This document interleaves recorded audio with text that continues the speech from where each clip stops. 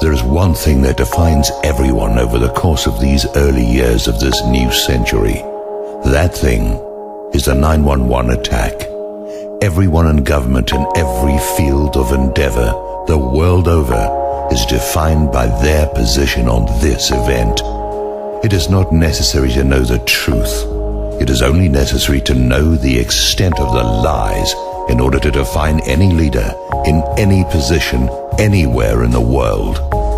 By what they have said and by what they have not said, one can accurately judge who is an enemy of the peoples of the world. One can accurately determine who is a tool of the psychopaths, or one of them. Think about what you allow yourself to know. Think about what you pass by, ignore, deny, and defend that defines you. It defines the degree of your personal courage, your relationship to the truth, your values, your principles, and what you will pass on to your children and everyone you meet. It tells you, in that place where your conscience must once have lived, whether you are a hypocrite and a fool, or whether something greater still lives within you. 19 men passed through airport security. 11 of them are stopped and questioned, but then allowed to board. Several large passenger planes wind up hijacked and flown at high speed into enormous buildings. None of these men had shown previous capacity to accomplish this feat. These men were armed with box cutters. No jet fighters were scrambled to intercept these planes, although the authorities in charge of such actions knew immediately what was happening. Airport traffic controllers were ordered to destroy all recorded evidence of the event. Some of them physically broke the CDs and scattered the pieces into different trash containers at the airports. Within hours, 3 of the biggest buildings in the city, buildings designed to absorb the impact of the very planes which hit them, all crumbled into their own footprints at the speed of free fall.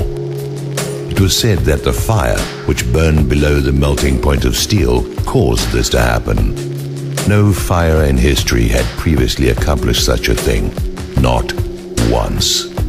Previous fires had burned hotter and longer, yet no building fell. Now, 3 have fallen in one day.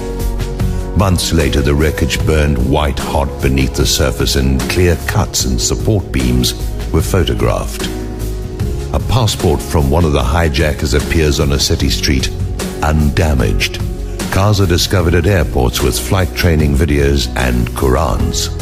Apparently, the men who were deeply religious enough to give their lives to attack these buildings thought nothing of leaving their sacred texts behind. Some weeks later, 7 of the alleged hijackers are found to be alive in their native countries. Some days earlier, some of these men were observed drinking and having lap dances in a Florida bar. This sort of behavior is not normal for such men as these. Around the same time, the ringleader of these men and some associates were observed by the FBI boarding a gambling boat belonging to Jack Abramoff. These men were tracked to Las Vegas and watched by the FBI, yet they passed through the airport security checkpoints. Even though 11 of them were stopped and questioned, they still boarded. On the day of the event, several men were observed videotaping the attack as it happened. They were seen to be dancing and celebrating as well. The police stopped and arrested them. They were found to be Mossad agents. Sometime later, they were quietly released and returned to their home country with no reasons given. The men videotaping and celebrating had to have known about the attack in advance in order to have been in a position to film it. Members of the Bin Laden family, the man accused of masterminding the attack, were immediately flown out of the country. Bin Laden denied any connection to this attack. Direct evidence of this exists, and no evidence of his admitting his involvement exists. All of this is fabrication and hearsay. No one can present such information other than one fabricated video that was proven false by the world's leading forensic experts in Switzerland. Many insist it is true, but no one has such evidence. Go look. Show it to me. As a result of this event, major wars have been launched. Over 1 million people have died, with nearly another 5 million displaced. An investigation was launched into the event against the wishes of the president and vice president and rubber-stamped with pre-dawn conclusions, even though the evidence did not support these conclusions. The wreckage was gathered together and shipped overseas. No one was allowed to investigate it. In every event in New York City, in a Pennsylvania field, at the Pentagon, all of the evidence is contradictory. The amount of evidence on every level that directly refutes what we have been told fills thousands of pages. Meanwhile, the administration and the Congress belligerently oppose any inquiry into the matter.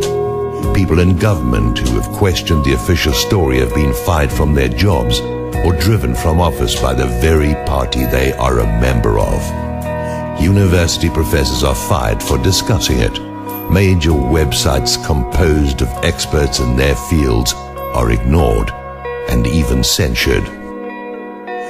Casual investigation of who benefited and who engineered actions of global impact based on official 911 findings all lead to the same parties.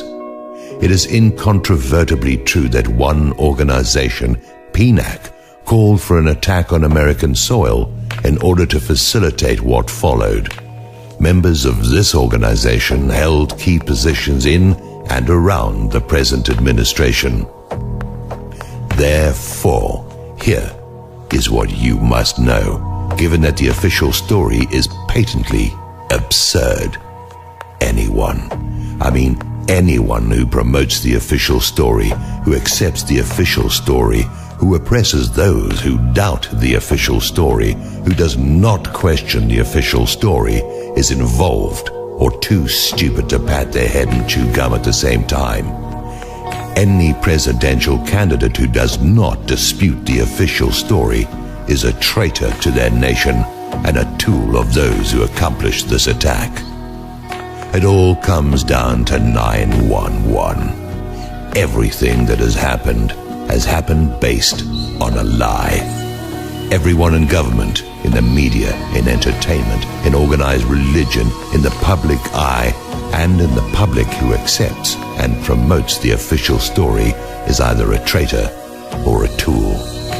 Everyone who does not stand forth and speak truth to power is a coward, a liar, and complicit in mass murder. Everyone, everywhere, can be measured according to this litmus test.